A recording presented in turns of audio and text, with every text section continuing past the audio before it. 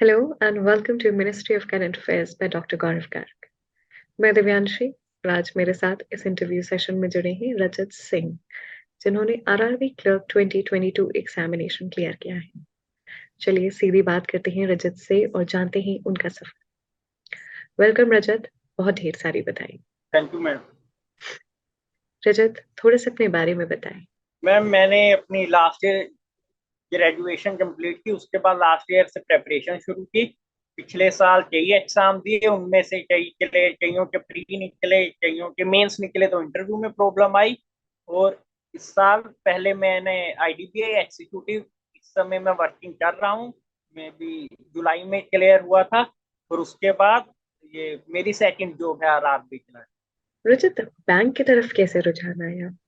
Bank secure job है, और हम नॉर्मल डीलिंग में भी जब बैंक में जाते हैं तो उनकी रेपुटेशन और उत्पाद देख के खुद को लगता है कि काश हम ये उस तरफ होते और बैंकर होने की करते।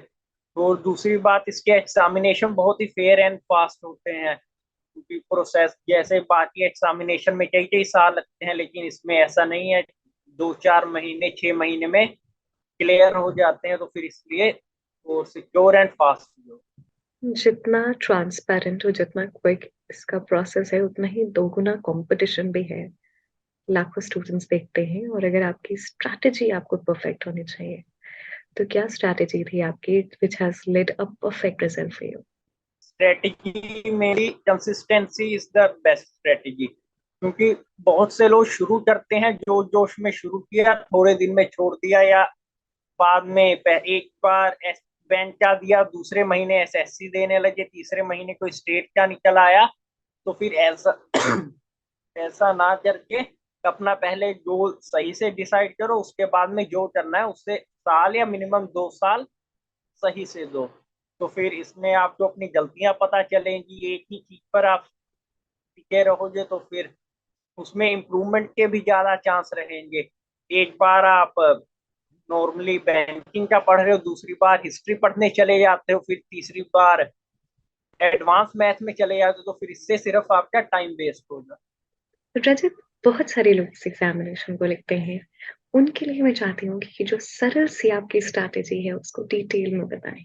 जितने भी हमारे सब्जेक्ट हैं, मेनली 4 सब्जेक्ट आते हैं, 3 प्री में और एक या दो मीन्स में। तो फिर इसमें हमें जितना भी सिलेबस है उसे पहले स्टार्टिंग के टाइम में जल्दी से जल्दी कंप्लीट,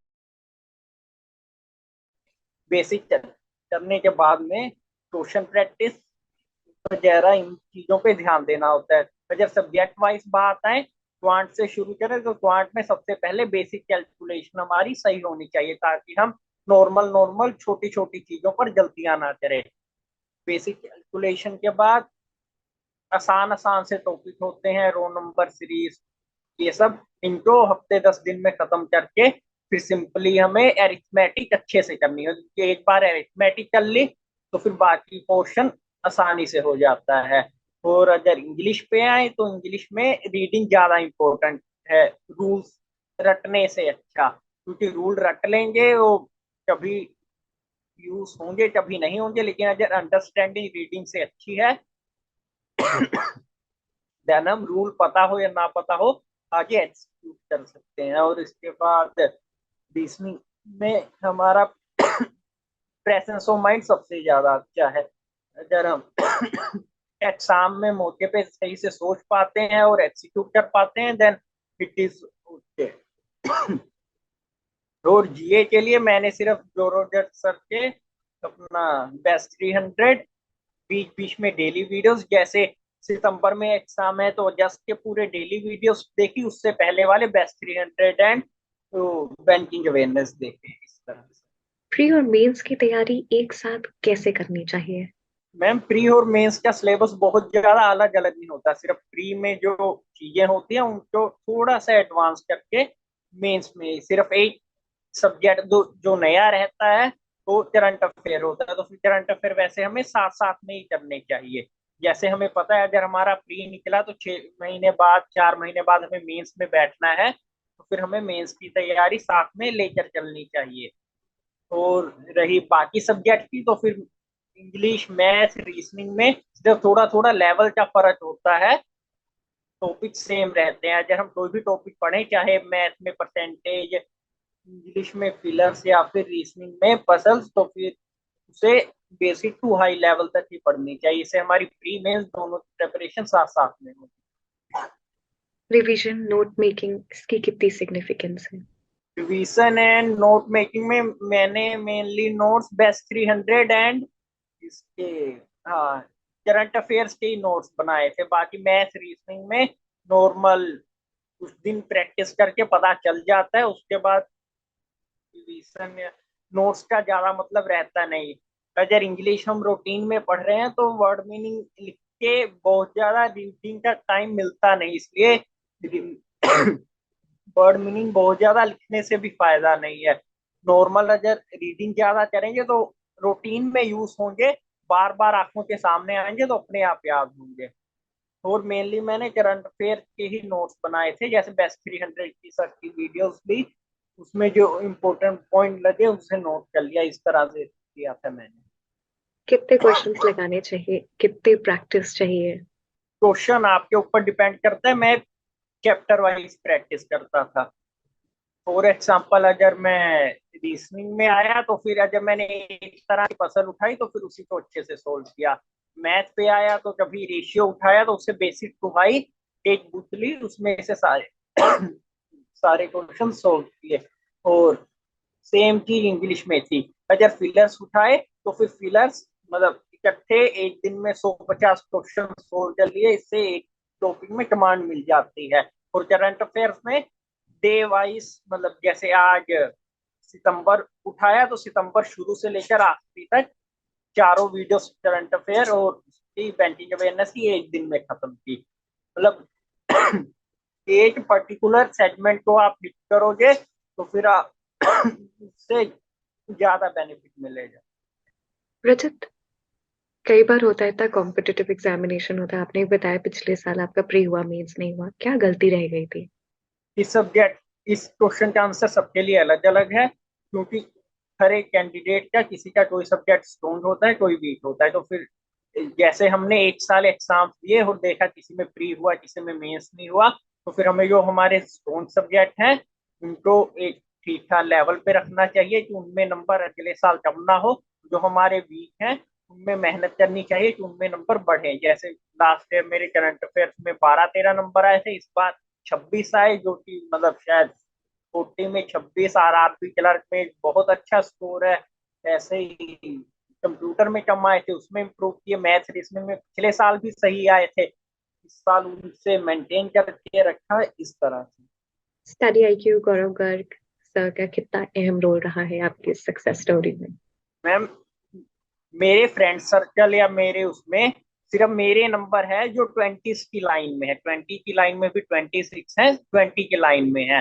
7-8 लोगों में हमारे सबके मैक्सिमम नंबर 15-16 तक भी हैं। और कोई अलग अलग इंस्टीट्यूशन को फॉलो करते थे, और जब से उन्होंने मेरे नंबर देखे हैं, बार बार कोई मुझे, मतलब एक दो लोगों ने कोर्स भी लिया है, और बाकी कोई ये बता दो सर कैसे पढ़ाते हैं, मतलब गाइड करने के लिए या सर के वीडियोस देखने के लिए सब लोग हैं। रजत, यानी कि जो आपने कोर्स रेफर किया उससे आपको बहुत ही फायदा मिला, और डिफरेंस आपने अपने फ्रेंड्स के मार्क्स से कंपेयर डेफिनेटली कर लिया जिन्होंने नहीं रेफर किया था कोर्स। रजत, ऐसी तीन खास बातें क्या लगती हैं जिनसे आपने सीखा, इस पर रेक्टिफाई किया और आपका फाइनल लिस्ट में नाम है? ऐसी 3 बातें, जो हमारे वीक सब्जेक्ट हैं उन पे काम करना, कंसिस्टेंट रहना, और अपने आप से ईमानदार रहना। क्योंकि मैं घर में था, मेरा सिंपल एक रूम, उसमें मैं अपने एग्जाम देने ना देने, पढ़ने ना पढ़ने, सिलेक्शन या फेलियर, उसका मैं जिम्मेदार हूँ, अपनी जिम्मेदारी खुद लेना। रजत, एग्जामिनेशन में स्पीड और एक्यूरेसी को किस तरीके से तालमेल बनाए? Speed and accuracy, ma'am speed मतलब अगर आपके कंसेप्ट क्लियर है तो अपने आप आ जाएगी। Speed is not a product कि आप स्पीड के, अगर आपके कंसेप्ट क्लियर है तो स्पीड एक्यूरेसी दोनों आएगी। लास्ट ईयर मैंने दिए थे और प्रैक्टिस के साथ भी है। लास्ट ईयर मैंने जो एग्जाम दिए थे, मैंने बहुत मेहनत करके भी एसबीआई पीओ में, आईबीपीएस पीओ में सिर्फ 50 मार्क्स ही गेन कर पाया, बहुत स्पीड से किया। लेकिन इस बार वो 62.5 आए। सेम चीज आरआरबी पीओ में हुई कि प्री एग्जाम में पिछली बार मैंने बहुत फास्ट किया, लेकिन सिर्फ 53 या 56 मार्क्स आए। इस बार 67 आए। तो फिर अगर आपके कंसेप्ट और बाकी चीजें क्लियर, मार्क्स अपने आप बढ़ते रहते हैं। मतलब आप तो स्पीड या एक्यूरेसी बढ़ाने से ज्यादा टॉपिक पे फोकस कीजिए।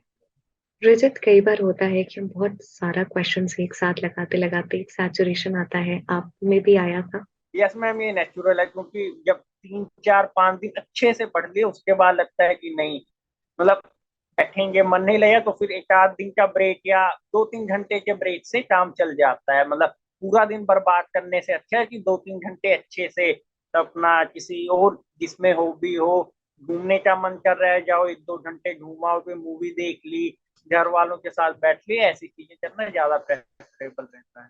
आपकी टिपिकल दिन कैसे शुरू होता था, कैसे रिवीजन करते थे, दिनचर्या क्या होती थी एज एन एस्पिरेंट? मैम मेरा टाइम टेबल सिंपल होता था, क्योंकि मैं, मतलब कई लोग होते हैं सुबह बहुत जल्दी उठ जाएंगे और रात को बहुत देर तक पढ़ेंगे। मेरा ना सुबह जल्दी उठने का, ना रात में देर।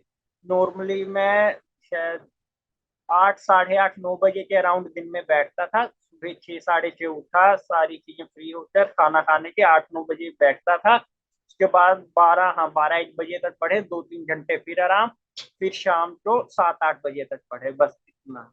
रजत, कोई ऐसी बातें जो आप ऐड करना चाहें और हमने मिस कर दी हो एग्जामिनेशन प्रिपरेशन से रिलेटेड? इसमें मैम एक चीज जो कई सारे कैंडिडेट्स गलती करते हैं कि प्रेपरेशन शुरू करेंगे, 4 दिन में कभी इस टीचर के पीछे भागेंगे, कभी उस टीचर के पीछे भागेंगे। तो फिर इससे अच्छा टीचर टीचर खेलने से अच्छा अपने, मतलब जिस जो भी सही लगता है, एक ही टीचर को अच्छे से फॉलो करें। क्योंकि बहुत सारे डिसर्विंग कैंडिडेट सिर्फ टीचर टीचर खेलने के चक्कर में रह जाते हैं। मेन मुझे ये चीज इस इंडस्ट्री में सबसे ज्यादा लगती है।